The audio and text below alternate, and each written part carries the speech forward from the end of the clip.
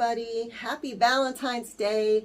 Welcome to my channel, or if you're returning, welcome back to my channel.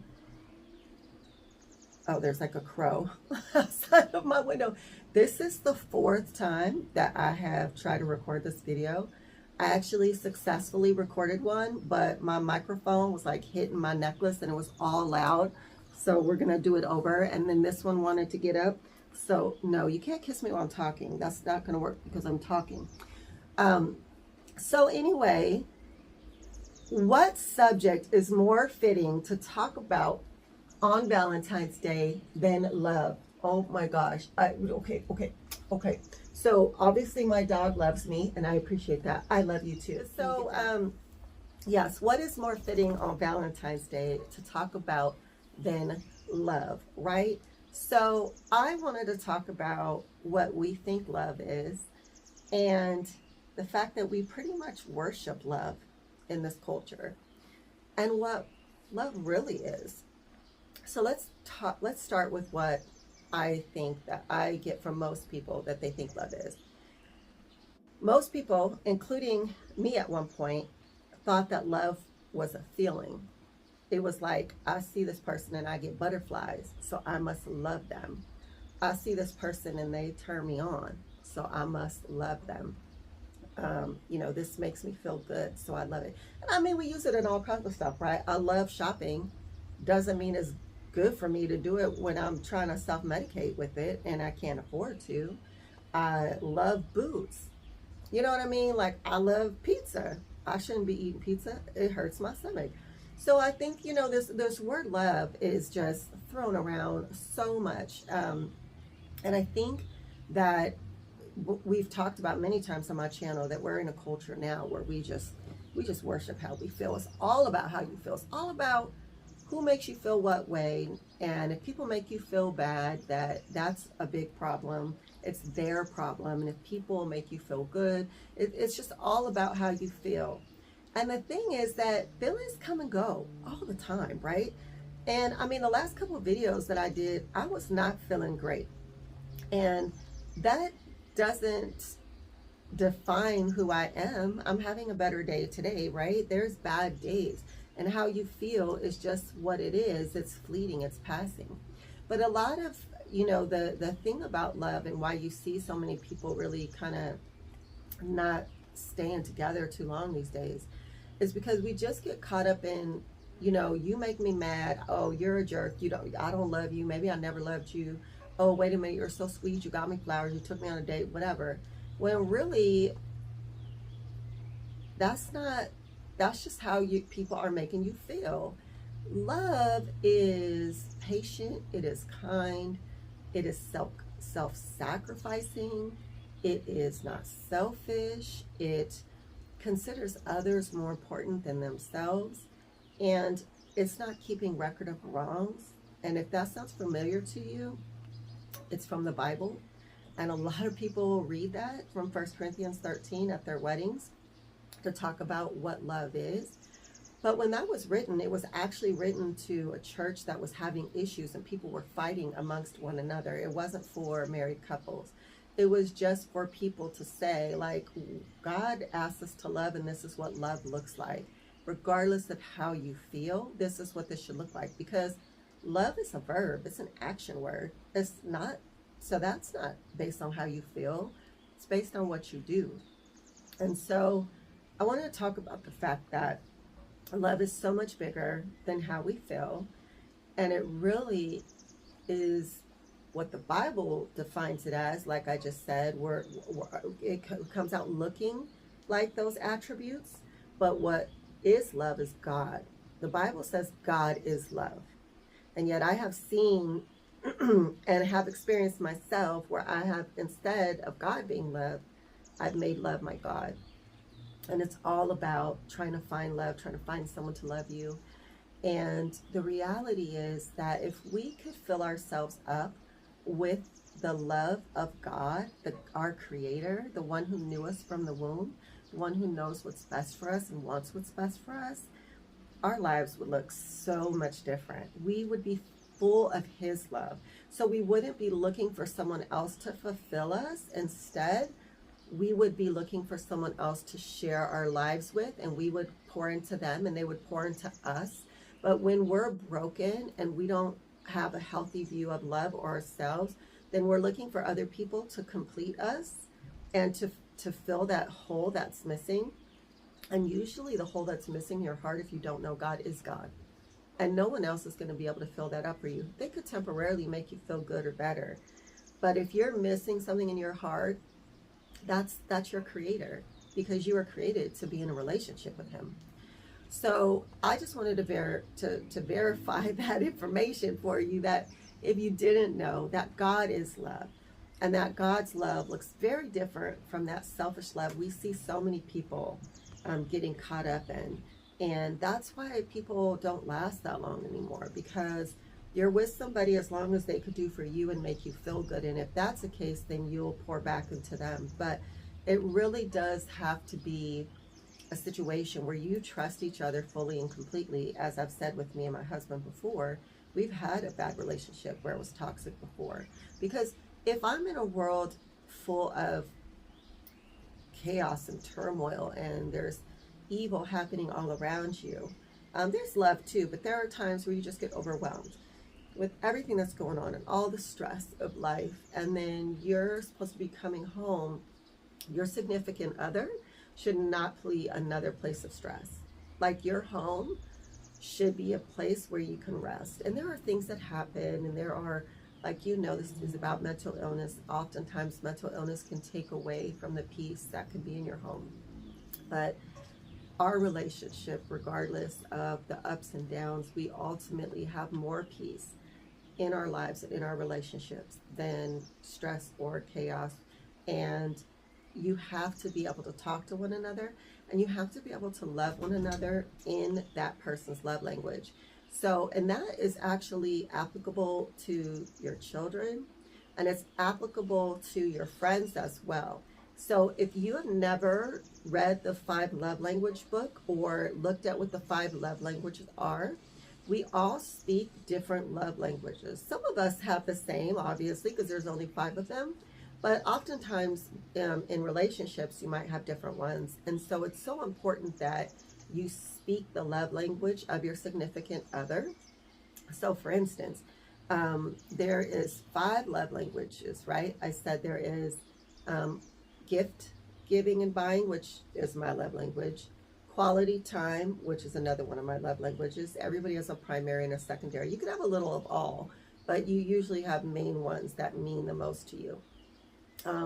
Acts of service and physical touch, which doesn't mean sex necessarily, just wanting to hold hands, somebody just wanting to cuddle up on the couch, wanting to cuddle at night, just that physical touch of affection.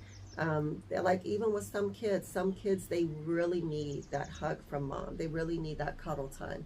That's a really big deal. That's that's their love language. And then the other one is, I said, let's see, gifts, quality time, acts of service, physical touch, and what is the other one? Oh, words of affirmation. So my husband is really big on quality time and words of affirmation. If I buy him a gift, it's not that he's not going to appreciate it, but if I do something for him that's needed, if I cook him a meal and, whatever, fold his laundry or whatever, that actually is his love language. That's how he loves on me. But he knows that my love language is gifts. So he is going to give me a gift because he's going to try and speak in my love language. And then we try to make sure that we have quality time with one another, because that is important to both of us as well. So if you have never done that, I would suggest looking up the 5 love languages, and there's usually a quiz that you could take that would help you determine what yours and what your children or your husband, wife, or whoever their love language is. I would highly recommend that. And then in general, I would just say that if it's like a really lonely day for you because you're single and you feel like you've just been single for a really long time and this stage is a struggle, I just want to tell you that God loves you. And as your creator, he knows you more intimately than anybody, and he's known you from the womb.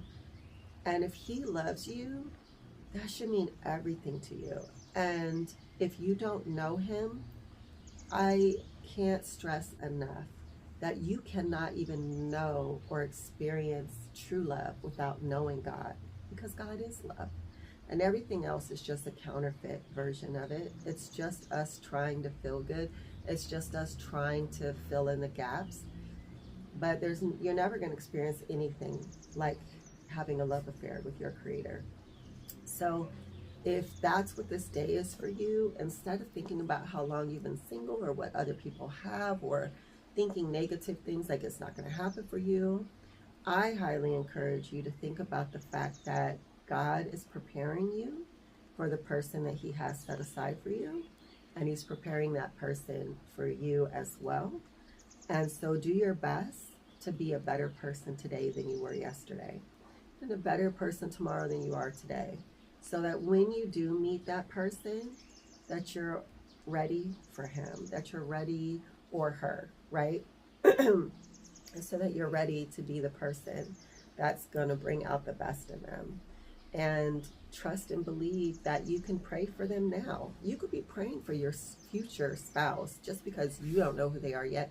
God knows who they are yet. He'll hear your prayers. He knows who you're talking about. So I just want to encourage you, if you're single, don't let that mean that this day has to pass you by, because it does not. And there are plenty of people around us that we can love on. That's why we have Valentine's Day. That's why, we can have those platonic relationships, and even the relationships with our kids where we could just spoil them on Valentine's Day. And I remember when my kids were younger, but I mean probably early teens or so, I always told them they were my Valentines, because I was a single mom for a long time. And I always told them they were my Valentines. And I remember one year I forgot to give them their gifts, and they were in my room and they had already went to bed. I'm like, oh my gosh, I got to go give them to them while they're still Valentine's Day, because I knew they weren't asleep yet. And as I was coming to knock on the door, I could hear them saying like, Mom forgot to give us Valentine's gifts this year. And I opened the door. I'm like, no, I did it. And so I brought their gifts, and I thought that's so sweet that they came to know that they were always going to get Valentine's gifts for me, and it meant so much to them. Obviously, I didn't realize how much until I heard them talking about how sad they were that I had forgotten. But I love loving on people in general. And so there's so many people out there who actually don't have anybody loving on them. I look at the people out here living on the street that are just by themselves, and they don't have anybody loving on them on a daily basis, let alone Valentine's Day. So make sure that we are counting our blessings and we are grateful for everyone who's in our life, who's loving on us. And if you have people in your life who are doing the opposite of loving on you, or like abusing you, or it's a toxic relationship, or that relationship is stressing you out more than being away from it, you really need to reevaluate. I need you to love on yourself more than that. I need you to trust that God um, is a healing God who could come in and who can be a part of your relationship. And sometimes we have to cut relationships loose so that we could get the one that we're supposed to have. Because I might have been with other people before, but they were not my person. That was just me, just like, oh, here's someone who will love me. I better take them up on it because I probably can't get any better. I mean, that's just the reality, right? Because of my past and my low self-worth and everything that I struggled with, my rejection issues, I just wanted to like grasp on anybody who wanted to love on me. But ultimately, now that I am with my person, like, I'm so glad that I let go of toxic, unhealthy relationships that were not loving, so that I could experience this. And so if you are in a situation like that too, I strongly and highly recommend that you take some space back and spend some time with the lover of your soul, with the divine, um, and let him heal you and love on you, and then reevaluate if that's the relationship that you're supposed to be in. I don't know where that came from. I had no intention of saying that. So maybe somebody needed to hear that because I didn't say that in my other video. But I'm going to leave it in there because who knows. So happy Valentine's Day. Hope and pray that you feel loved today. I am going to go live soon. But if it's not this weekend, then I will see you guys on Monday for my Monday Minute. And I hope everybody's been liking the Testimony Tuesdays. I know they've been kind of a bummer the last 2 weeks because we are going through a lot and it is hard. And there are days where I just feel sad and I feel overwhelmed and stressed out. But tomorrow's always a new day. You know what I mean? So I will see you guys next video. Okay, so I'm trying to make a video. You know what? You're making bloopers. I don't need bloopers. Oh my gosh. Okay, get down. Anyway.